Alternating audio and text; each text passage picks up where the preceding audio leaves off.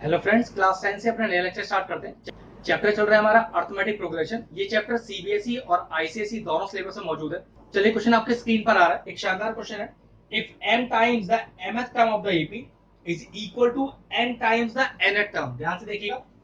If m times the mth term of the AP is equal to n times the nth term, nth term an होता है तो mth term am होता है, तो वही लिखा है। m टाइम्स किसका करें? mth टर्म का, जो बराबर किसके होगा? n times the nth term. Find its m plus nth term. हमें ये फाइंड करना है कि a m प्लस n क्या होगा। इसके लिए आपको a और d की जरूरत पड़ता है। देखो कैसे निकालते हैं। तो चलिए फॉर्मूला लगाते हैं। तो m into m n term, तो m एन टर्म क्या होगी? a plus m minus one d is equal to n times n term का फॉर्मूला। फॉर्मूला तो हमने एक ही सीखा है, सिर्फ a plus n minus one d. अब वहां n की जगह यहाँ m दिया हुआ है, r दिया हो, p दिया हो, q दिया हो, कोई फर्क ही नहीं पड़ता। फॉर्मूला बस यही अप्लाई होगा, वेरिएबल चेंज होता रहेगा। अब पहले अंदर मल्टीप्लाई कर लो। ये हो गया a प्लस, मल्टीप्लाई करो m d minus d is equal to n, अंदर मल्टीप्लाई करो a प्लस एन डी और माइनस डी। अब ये वाला m तीनों टर्म से, ये वाला n तीनों टर्म से, तो कितना आएगा? देखो m a plus m square d minus का एम डी। ऐसे ही देखो अंदर इसको भी करो, n a plus n square d और माइनस का एन डी। अब क्या करो, स्क्वायर वाले टर्म एक तरफ कर लो। तो देखो ये दो स्क्वायर वाले हैं, तो इसको इधर ले आते हैं। तो एम स्क्वायर डी माइनस का एन स्क्वायर डी, और सबको उधर ले जाते हैं। एन ए तो यहाँ पर लिखा ही है, इस एम ए को लाइए इधर, तो माइनस का एम ए हो गया, प्लस माइनस का एम डी उधर जाके हो गया प्लस का एम डी, और माइनस का एन डी लिखा ही है। इस तरह से इसको आपको सेपरेट करना है। ये स्टेप्स आपको याद रखने पड़ेंगे, लेकिन प्रैक्टिस से आराम से आ भी जाएंगे। डी कॉमन लो, कितना आएगा? एम स्क्वायर माइनस का एन स्क्वायर। देखना कुछ कॉमन आ रहा है? बिल्कुल ए कॉमन आ रहा है, एन माइनस एम। यहां से देखो क्या कॉमन आ रहा है? डी एम माइनस है। अब एक चीज देखो, a square minus b square identity लग रही है, m square minus n square, तो क्या फॉर्मूला होता है? M plus n m minus n. Identity लिख देता हूं। A square minus b square की आइडेंटिटी होती है a plus b into a minus b. अगर आइडेंटिटी यहां लगेगी तो कितना हो जाएगा? ये हो जाएगा m plus n into m minus n. अब एक चीज समझो, यहाँ एम माइनस एन है, यहां भी एम माइनस एन है, ये लिखा है एन माइनस एम। तो अगर मैं इस एन माइनस एम को एम माइनस एन बनाना चाहूं, समझो ध्यान से, लिखा है एन माइनस एम, और मान लो मैं इसे रिवर्स करके एम माइनस एन लिखना चाहता हूं, तो कुछ नहीं, आराम से लिखा जा सकता है। बस बाहर एक माइनस ले लीजिए, ठीक है? तो करो रिवर्स, रिवर्स करोगे तो बाहर माइनस आ जाएगा, और ये भी कितना आ जाएगा? M minus n. ध्यान रखना, जब भी दो नंबर सब्ट्रैक्शन में हो और आप उन्हें फ्लिप रिवर्स करना चाहते हो, तो एक बाहर माइनस रखिए और लिख दीजिए। लेकिन ये सिर्फ दो टर्म्स के नंबर में ही हो सकता है, सिर्फ बाइनोमियल टर्म में। इस चीज का ध्यान रखना। अब नेक्स्ट स्टेप, यहां तो कुछ करना नहीं है, तो सिर्फ एज इट इज आपको कॉपी करना है। इधर देखो एम माइनस एन कॉमन आ गया, तो निकाल लो। कितना बचा? यहाँ बचा माइनस ए और यहाँ बचा प्लस का डी। अब एक चीज देखो, m minus n cancel out हो गया, क्या बचा? D m plus n is equal to minus a और प्लस डी। चलिए मल्टीप्लाई करते हैं, या d m plus d n is equal to minus a plus d. अब माइनस ए इधर जाके प्लस का हो गया, और ये दोनों उधर जाके नेगेटिव, तो a is equal to d minus का डी एम माइनस का d N.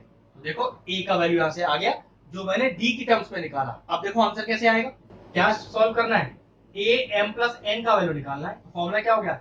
A plus m plus n minus one d. एक देखो ध्यान से समझो, यहां पर जो भी लिखा हो एग्जैक्टली लिख दो, और माइनस वन डी, मतलब ए एन होता तो क्या लिखते हैं? A plus n minus one d. तो भाई इस बार एन की जगह एम प्लस एन है, तो m plus n minus one d. A का वैल्यू पूरा पूरा कॉपी कर दीजिए, d minus d m minus d n, ये डी अंदर मल्टीप्लाई कर दीजिए, d m plus d n और माइनस डी। देखो टर्म कैंसिल आउट हो रहे हैं, डी से डी गया, डी एम से डी एम गया, और डी एन से डी एन गया। तो what is the value of A m plus n? तो ए एम प्लस एन आपके पास कितना आया? वो आया जीरो। क्वेश्चन को ध्यान से कीजिएगा, शानदार क्वेश्चन था। चलिए नेक्स्ट क्वेश्चन आपकी स्क्रीन पर जो आ रहा है, एक वो शानदार क्वेश्चन है, और उसमें एक स्टेप है, उसमें एक कंसेप्ट है जो आपको याद रखना है। देखो क्वेश्चन क्या कह रहा है, which term of the AP, series दी हुई है, कितना? 121, फिर दिया हुआ है 117, 113 dot dot dot dot dot, is the first negative term. वो कह रहा है कि इस सीरीज की कौन से नंबर वाली टर्म पहली नेगेटिव टर्म होगी। तो ध्यान रखो, घटती हुई सीरीज है ना, तो पक्की बात है नेगेटिव टर्म आएगा तो जरूर, लेकिन कौन से नंबर पर आएगा ये बताना है। तो बस उसके लिए डायरेक्ट फॉर्मूला है, तो फॉर फर्स्ट नेगेटिव टर्म, ये आपको याद रखना है और कुछ नहीं, an लेस देन जीरो, बस ये कंसेप्ट याद हो। इसको सॉल्व करते हुए मुझे वो टर्म निकालनी है जो इस सीरीज की पहली नेगेटिव टर्म होगी। तो चलो सबसे पहले ए और डी निकाल लेते हैं। ए कितना है 121, तो डी निकालते हैं। तो डी किसी भी बाद वाली को पहले वाली से माइनस कर दो, तो 117 माइनस 121 कितना आ गया, माइनस का 4। अब कंडीशन तो यही है क्या, कि an लेस देन जीरो।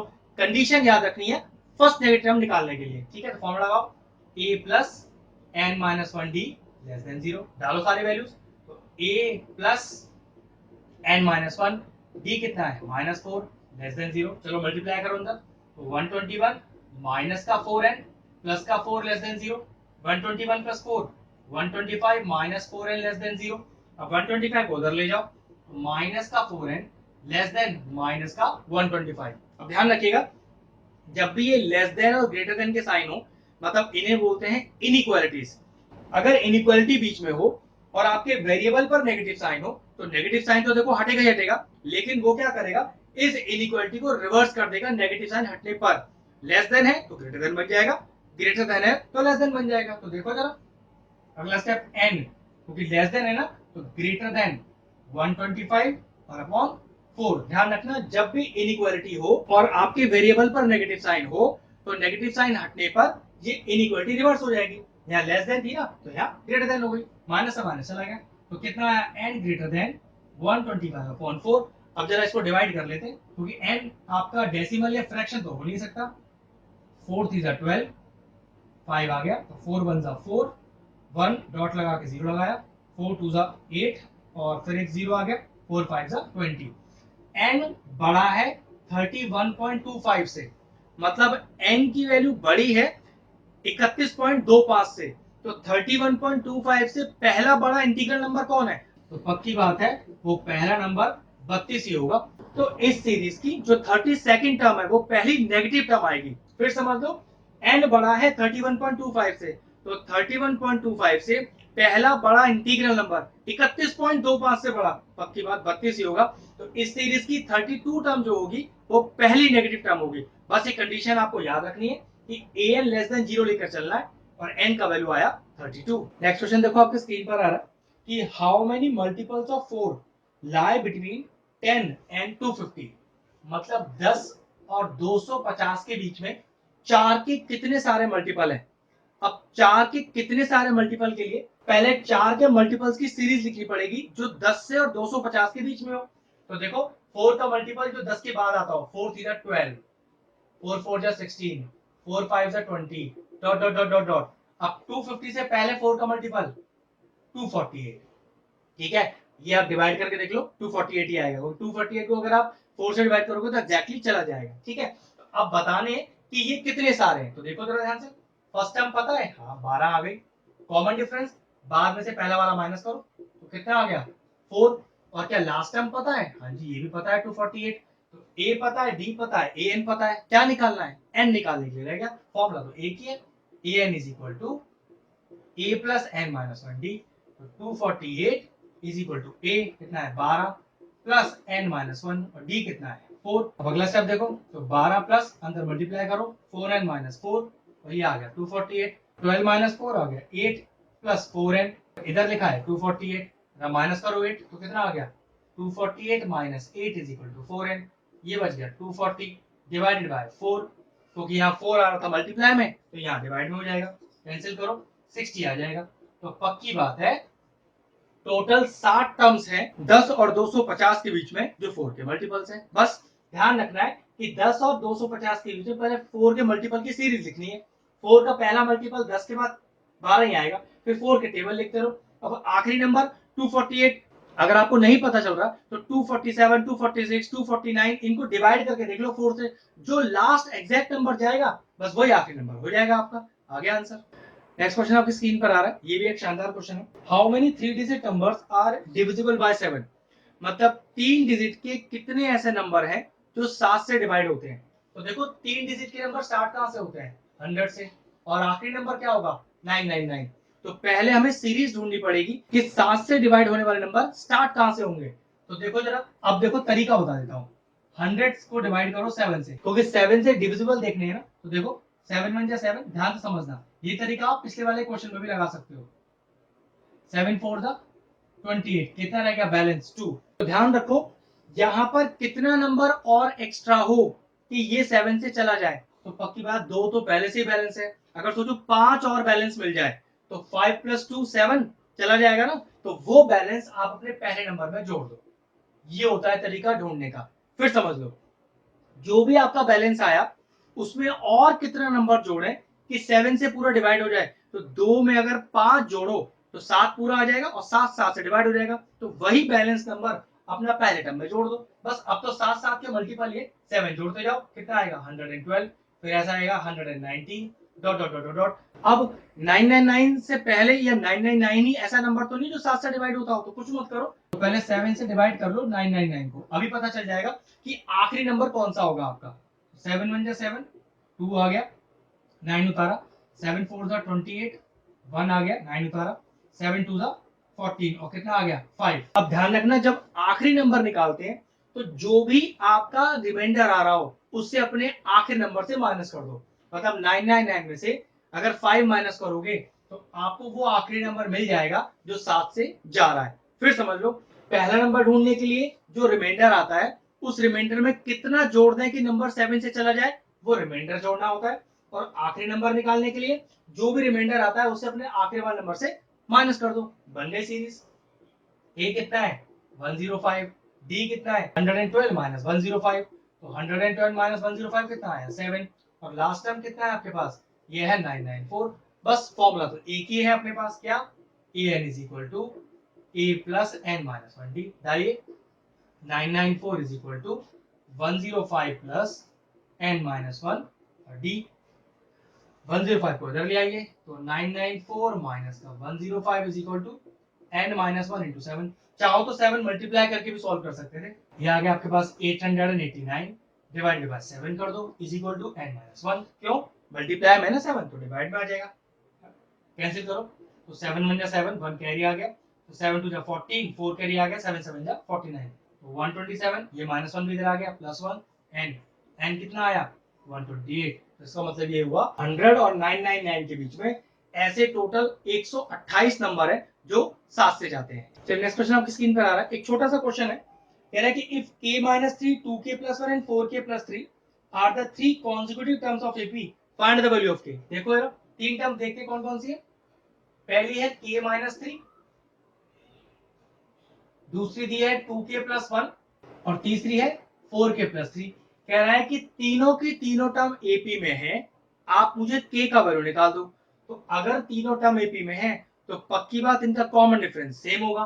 तो देखिए, बाद वाली टर्म को माइनस कर दीजिए पहले वाली टर्म से, इसी को बोलते हैं कॉमन डिफरेंस। लेकिन ये कॉमन डिफरेंस बराबर होगा, क्यों, क्योंकि आपको एपी में दिए तीनों टर्म। तो ये किसके बराबर होगा, इस बाद वाली में से इसे माइनस करने की। सिंपल सा कंसेप्ट है कि कॉमन डिफरेंस वाला कंसेप्ट लगाइए और अपना के का वैल्यू निकाल लीजिए। चलिए ब्रैकेट ओपन कीजिए, 2k plus 1 minus k plus 3 is equal to 4k plus 3 minus 2k minus 1। तो ये कितना हो गया, 2k minus k is k और प्लस 4 इज इक्वल टू, ये हो गया आपके पास 2k और प्लस 3 माइनस 1 इज प्लस का 2। चलो के एक तरफ करते हैं, नंबर नंबर एक तरफ करते हैं। तो 4 minus 2 is equal to 2k minus k, तो 2 इज इक्वल टू k। तो therefore the value of k is 2। Concept ये था, क्योंकि तीनों टर्म एपी में दिए हुए हैं ना, तो दोनों का कॉमन डिफरेंस बराबर होगा। कॉमन डिफरेंस क्या होता है, बाद में से पहले वाली टर्म माइनस करो तो बराबर होनी चाहिए बाद में से पहले वाली टर्म। बस वो कंसेप्ट लगाया और के का वैल्यू निकाल लिया। अब जो नेक्स्ट क्वेश्चन आपकी स्क्रीन पर आ रहा है उसके लिए पहले आपको कंसेप्ट सीखना पड़ेगा कि क्वेश्चन में आता है कि take 3 numbers in AP, take 4 numbers in AP and take 5 numbers in AP. तो ये आपको नंबर याद रखने पड़ेंगे कौन कौन से लेने। तो 3 नंबर्स इन एपी कौन से लेंगे आप, ए माइनस डी, ए और ए प्लस डी। ऐसे अगर 4 नंबर की बात करें तो कौन से लेंगे, ए माइनस 3 डी, ए माइनस डी, ए प्लस डी और ए प्लस 3 डी। और अगर 5 नंबर्स की बात करें तो ए माइनस 2 डी, ए माइनस डी, ए प्लस डी और ए प्लस का 2 डी। चेक करके देख लीजिए, बाद में से पहले वाले को माइनस करके सबके कॉमन डिफरेंस सेम आ रहे हैं। इसका मतलब 3 नंबर ये लेने पड़ेंगे, 4 ये और 5 ये। इससे आपका कैलकुलेशन बहुत इजी हो जाएगा। देखो क्वेश्चन करते हैं। The sum of three numbers in AP is 24। तीन नंबर की बात चल रही है तो कैसे लिखेंगे, let three numbers in AP are, तो कौन कौन से तीन number, a minus d, a और a प्लस डी। लिखना क्या है, here a is the first term and d is the common difference. और हमें सम कितना दिया हुआ है, हमें इसका सम दिया हुआ है 24। तो कैसे लिखेंगे, अकॉर्डिंग टू क्वेश्चन इनका जो सम है हमारे पास वो है 24। देखो फायदा क्या हुआ, d से d चला गया तो 3a बराबर 24 और a कितना आ गया 24/3, दैट इज इक्वल टू 8। 8 आ गया a का वैल्यू। अब एक कंडीशन और दी है, some of their squares is 194। मतलब इन्हीं तीनों नंबर का अगर स्क्वायर करके सम कर दूं आंसर 194 आएगा। तो फिर से अकॉर्डिंग टू क्वेश्चन डाला, a माइनस डी का whole square plus a square plus a plus d का होल स्क्वायर इज इक्वल, सारे फॉर्मूलेस खोल लीजिए, e की जगह 8 रख दीजिए, d निकल आएगा। तो खोलिए, a square plus b square minus का 2ab प्लस a स्क्वायर, यहाँ खोलिए a square plus b square plus 2ab is equal to 194। Minus का 2ad प्लस का 2ad कैंसिल आउट हो गया, a square plus a square plus a square, तो 3a square plus d square plus d square plus 2d square is equal to 194। a का value 8 है, put करिए, तो 3 into ए square ये हो गया 64 plus 2d square is equal to 194। कितना हो गया, 4 3 12, 1 कैरी, 6 इज 18 और 1 9 plus 2d square is equal to 194। इधर लेके जाइए तो 2d स्क्वायर कितना आ गया 194 माइनस का 192, तो 2d square is equal to 2 और d स्क्वायर हो गया 2/2, तो d स्क्वायर हो गया आपका 1। अब d का वैल्यू क्या हो गया √1, और √1 को यहाँ पर 1 नहीं लिखेंगे, हम लिखेंगे इसे प्लस माइनस 1। ध्यान रखना जब भी 10th क्लास में आपके पास रूट आएगा तो रूट से जो भी नंबर बाहर आएगा उसमें आप हमेशा क्या लगाओगे, प्लस माइनस। ठीक है, अब इस प्लस माइनस को सॉल्व कैसे करते हैं, तो ध्यान से देखो। तो पहले लिखेंगे केस 1, a का वैल्यू 8, d का ले लो पॉजिटिव वैल्यू। फिर ऐसे ही केस 2, मतलब a का वैल्यू 8 और d का वैल्यू नेगेटिव वाला। दो केस अलग अलग बनेंगे। अब हमारे तीन नंबर कौन कौन से थे, a माइनस डी, a और a प्लस डी। चलो डालो यहाँ पर, तो 8 माइनस 1, 8 और 8 प्लस 1, तो कितना आया 7, 8 और 9। आ गया वो तीनों नंबर। ऐसे यहाँ पर वो तीन नंबर तो सेम ही है, a माइनस डी, a और a प्लस डी। चलो डालो वैल्यू, तो a माइनस डी तो माइनस माइनस 1 हो गया, तो 8 और a प्लस डी, तो 8 प्लस और d है -1, तो ये हो गया 8 प्लस 1, 8 और 8 माइनस 1 तो हो गया 9, 8 और 7। तो therefore the three numbers in AP are 789 और 987। आपको दोनों ही केसेस हमेशा दिखाने होंगे। तो फाइनल आंसर आ गया आपका। चलिए नेक्स्ट क्वेश्चन आपके स्क्रीन पर आ रहा है, कह रहा है some of the first three numbers in AP.